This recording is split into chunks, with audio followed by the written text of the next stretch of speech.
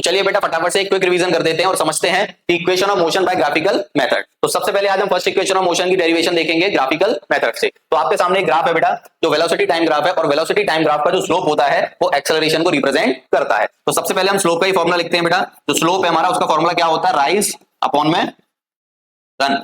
अगर मैं राइज की बात करूं तो इनिशियल कंडीशन क्या है बेटा इसकी, डी, और डी पॉइंट से कहां तक जा रहा है, बी पॉइंट तक। तो यानी राइज कितना किया बेटा, बीडी। और रन की बात करूं तो इनिशियल कंडीशन ए है, ए से कहां तक चला गया, डी तक, यानी उसका रन कितना हो गया, 80।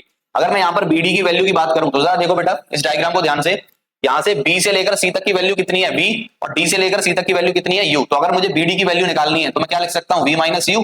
तो यहां पर बीडी की जगह मैंने लिख दिया बेटा वी माइनस यू। और एडी मेरा किसके इक्वल है, ओसी के, और ओसी किसके इक्वल है बेटा, टाइम के। तो ये मेरा किसके इक्वल आ गया, टाइम। और जो स्लोप है हमारा वेलोसिटी टाइम ग्राफ का, वो हमें क्या देता है, एक्सेलरेशन। तो मैं स्लोप की जगह क्या लिख सकता हूं, एक्सेलरेशन। अब इस टी को इधर ले आऊंगा तो ये हो जाएगा बेटा मेरा एटी बराबर वी माइनस यू। अब इसको रीअरेंज कर दो तो ये हो जाएगा एटी प्लस यू बराबर वी, या फिर इसको मैं ऐसे लिख सकता हूं वी बराबर यू प्लस एटी। तो ये हमारी हो जाएगी बेटा फर्स्ट इक्वेशन ऑफ मोशन।